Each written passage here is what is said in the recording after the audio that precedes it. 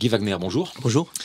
Alors, ça fait plusieurs épisodes de ce podcast Perspective que l'on évoque la situation de l'économie américaine, pour qui on prédit régulièrement une entrée en récession. Et pourtant, elle résiste bien, cette économie américaine. Faut-il y voir un bon signe ? Oui, il faut y voir un bon signe en ce sens que ce qu'on constate vraiment aux États-Unis, c'est jusqu'à présent en tout cas la résilience du consommateur. Donc, on sait toujours que l'économie américaine s'est beaucoup basée sur la consommation privée. Et pour l'instant, effectivement, les dépenses de consommation restent relativement soutenues.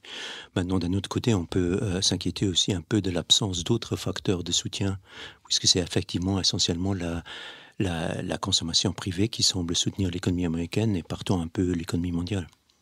La baisse des taux de la Réserve fédérale américaine annoncée en septembre était attendue, mais son ampleur, 50 points de base, a surpris pas mal d'observateurs. Comment expliquez-vous ce geste fort ? Le geste semble montrer que la Réserve fédérale a changé de priorité. Avant, c'était plutôt la lutte contre l'inflation. Maintenant, c'est plutôt de soutenir le marché de l'emploi qui avait montré quelques signes de détérioration. Et je pense qu'elle a voulu alors acter de manière assez forte pour éviter une détérioration trop importante du marché de l'emploi. En Europe, en revanche, les indicateurs sont toujours dans le rouge et les locomotives habituelles, la France et l'Allemagne notamment, sont au ralenti, voire presque à l'arrêt. Comment sortir de cette ornière ? C'est difficile d'en sortir. En ce sens, il faut déjà faire la distinction, je dirais, entre le secteur manufacturier et le secteur des services. Donc, le secteur manufacturier est en récession depuis un certain temps, ce qui explique aussi la faiblesse de l'économie allemande. Le secteur des services était plus soutenu, puisqu'effectivement, notamment après la période des lockdowns, donc les gens voulaient profiter, aller au restaurant, etc. Mais là aussi, on constate maintenant dans les services quand même un certain affaiblissement. Et d'une manière générale, effectivement, c'est une question plus fondamentale, surtout pour l'économie allemande. Il y a ce problème d'une sorte de désindustrialisation qui s'explique aussi par des erreurs au niveau politique. En France, ce qui inquiète, c'est la détérioration des finances publiques. Donc, de ce point de vue, pour l'instant, effectivement, les deux grandes économies de la zone euro, les perspectives ne sont pas extrêmement favorables. La Banque centrale européenne, elle aussi, a raboté de 50 points de base ses taux directeurs en deux fois, en juin et en septembre. Est-ce que cela sera suffisant pour ramener le taux d'inflation de la zone euro de manière durable sous les 2%, ce qui est l'objectif visé ? Oui, je dirais elle a surtout baissé les taux d'intérêt à cause de la faiblesse de l'économie pour l'inflation, et ça vaut aussi pour la Réserve fédérale.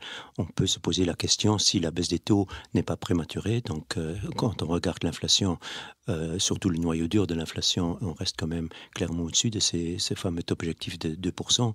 Donc, de ce point de vue, ce qui commence à inquiéter un peu le marché, c'est qu'on semble avoir un peu oublié cet objectif d'inflation, parce qu'aujourd'hui, c'est l'objectif croissance qui prime.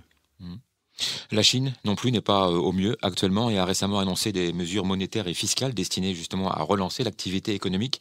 Est-ce que ces mesures vous semblent bonnes a priori ? C'est difficile à dire pour l'instant parce qu'on ne connaît pas en détail. Donc, comme toujours, il y a des mesures monétaires avec baisse des taux d'intérêt, etc. Il y a des mesures pour soutenir le marché immobilier qui posent vraiment un problème en Chine. Et il y a des mesures fiscales, mais dont on ne connaît pas les détails. Donc, pour l'instant, c'est difficile de dire. Mais de l'autre côté, on semble quand même, les autorités chinoises semblent quand même maintenant vouloir tout mettre en œuvre pour soutenir l'économie. Du côté des marchés financiers, la tendance est à la hausse au terme du troisième trimestre, en dépit d'une volatilité qui reste toujours assez élevée. Quelles sont en termes de régions les performances les plus attrayantes du moment ? Au troisième trimestre, une fois n'est pas coutume, c'est en fait les marchés asiatiques hors Japon qui ont connu la meilleure performance. Mais ça s'explique en fait par ce qu'on vient de dire, les mesures chinoises, donc ce qui a permis de faire monter le marché chinois qui est quand même important dans ces indices. Donc, ce qui a expliqué que finalement, avec cette forte hausse du marché chinois vers la fin du trimestre, sur l'ensemble du trimestre, c'est l'Asie hors Japon qui a connu la meilleure performance. L'autre extrême, c'était le Japon, qui a connu un mois d'août notamment très, très volatile avec la hausse des taux d'intérêt de la Banque du Japon, l'appréciation du yen qui à ce moment-là a pesé sur la bourse, même si après la bourse est quand même quelque part rétablie. Et alors les bourses occidentales sont quelque part au milieu, avec à nouveau le marché américain qui a surperformé le marché européen. Mais ces marchés asiatiques se trouvent pourtant encore quelques 10% en dessous de leur niveau de début 2021, alors que l'indice mondial, entre-temps, a presque doublé. Ça veut donc dire qu'il y a encore une belle marge de progression sur ces marchés asiatiques? Je pense que oui, oui. Ces marchés ont été assez délaissés ces derniers temps. Euh, Il faut dire aussi le marché, si on regarde simplement les indices de la région, c'est beaucoup le marché chinois et le marché indien, et alors quelques grandes valeurs comme Taiwan Semiconductor ou Samsung. Donc ça c'est un peu ces deux marchés et ces deux valeurs représentent une grande partie des indices de la région, mais d'une manière générale, les indices de la région offrent aujourd'hui des valorisations plus intéressantes, peut-être un potentiel de croissance plus important, donc c'est une combinaison a priori intéressante. Mhm. Qu'en est-il des secteurs d'investissement? Est-ce que les grosses valeurs technologiques tiennent toujours le haut de l'affiche et est-ce que les plus petites capitalisations ne peuvent-elles pas, elles aussi, tirer leur épingle du jeu? Oui, au troisième trimestre, on a constaté un début de rotation, c'est-à-dire que les grosses valeurs technologiques qui ont clairement tiré les marchés cette année-ci à nouveau, notamment aux États-Unis, au troisième trimestre ont un peu sous-performé et c'est plutôt le marché en général, c'est d'autres valeurs, d'autres secteurs, respectivement des valeurs de plus petite capitalisation qui ont pris la relève. Et je pense que ça s'explique partiellement par cette idée que maintenant avec la baisse des taux d'intérêt de la Réserve fédérale, les mesures de stimulation de la Chine, qu'on pourrait aller vers une accélération de la croissance. Donc l'idée d'une récession est clairement aujourd'hui oubliée par les marchés. Même le soft landing, on parle maintenant par moment même de no landing et de réaccélération. Et bien sûr, ça aide un certain nombre de secteurs plus cycliques. Ça aide aussi les valeurs de plus petite capitalisation et ça explique ce début de rotation. Dans l'édition 181 de votre publication Perspective, qui vient de paraître, vous notez un basculement de l'intérêt des investisseurs qui passent des valeurs de croissance à multiples de valorisation élevées vers des valeurs d'habitude plus délaissées. Comment expliquez-vous ce phénomène? Est-ce que c'est juste une question de prix d'entrée?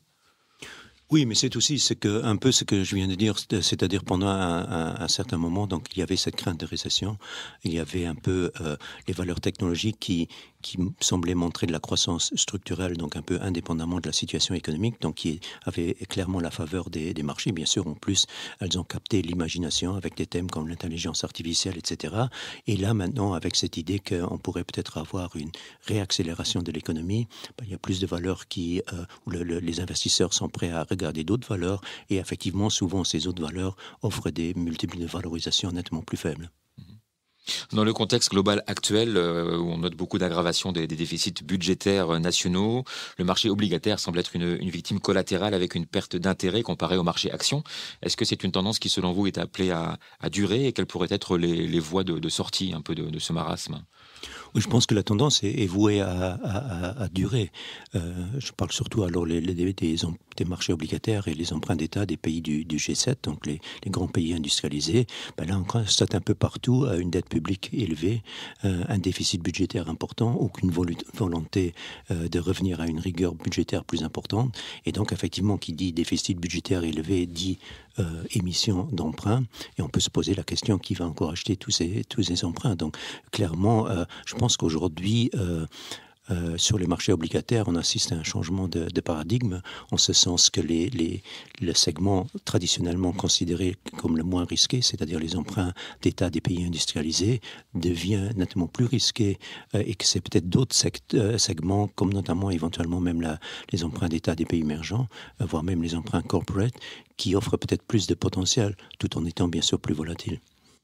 Alors pour finir, comme d'habitude, un petit mot sur l'or qui poursuit son inexorable progression. Est-ce que vous voyez une limite à cette hausse qui perdure dans un climat qui, il est vrai, est plutôt favorable au métal jaune? Oui, vous venez de le dire, le climat est favorable au métal jaune. Ce qu'on a clairement constaté sur l'or, c'est l'année dernière, en fait, et ça vaut même partiellement pour le premier semestre de cette année-ci, la demande d'or, c'était essentiellement une demande physique. Donc, c'était des achats des banques centrales notamment, et notamment des banques centrales à l'Est. Est venue maintenant s'ajouter à nouveau un peu la demande financière, parce qu'effectivement, avec la baisse des taux d'intérêt, a priori, même pour la demande financière et revenue quelque part pour l'or. On constate qu'il y a à nouveau des entrées de capitaux dans les fonds négociés sur l'or, les fameux ETC en bourse. Donc il y a la demande financière qui vient s'ajouter à la demande physique qui reste, elle, robuste. Donc a priori, ça reste un environnement très favorable pour l'or. Maintenant, il y a toujours après, notamment une hausse aussi importante, il y a la possibilité d'avoir des corrections, des prises de bénéfices, etc. Mais fondamentalement, je dirais que l'environnement reste très favorable à l'or. Paradoxalement, les entreprises aurifères, elles, tardent à bénéficier de cet effet porteur de la valeur de l'or. Comment vous expliquez ce décalage ? C'est justement le fait que pendant les presque 2 dernières années, la demande pour l'or et ce qui a fait monter le cours de l'or, c'était uniquement la demande physique. Or, la demande physique, les banques centrales achètent de l'or, elles n'achètent pas des actions de sociétés aurifères.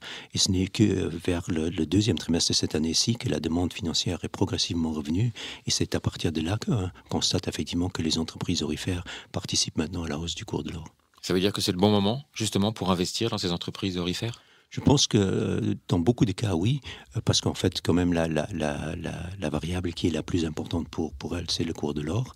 Le cours de l'or a beaucoup monté. En même temps, avec la baisse de l'inflation, avec le recul du pétrole, leurs coûts, pour l'instant, se sont stabilisés, voire baissent. Donc, leurs marges bénéficiaires ont beaucoup monté. Donc, de ce point de vue, c'est très intéressant. Maintenant, il faut toujours dire, c'est un segment extrêmement volatile. Et il faut aussi prendre en compte le risque géopolitique. Il faut savoir où se situent les réserves de ces mines d'or. Donc, il faut vraiment être très prudent dans ce secteur. Mais fondamentalement, oui, pour l'instant, ça semble être un moment intéressant pour s'y intéresser. Merci beaucoup, Guy Wagner.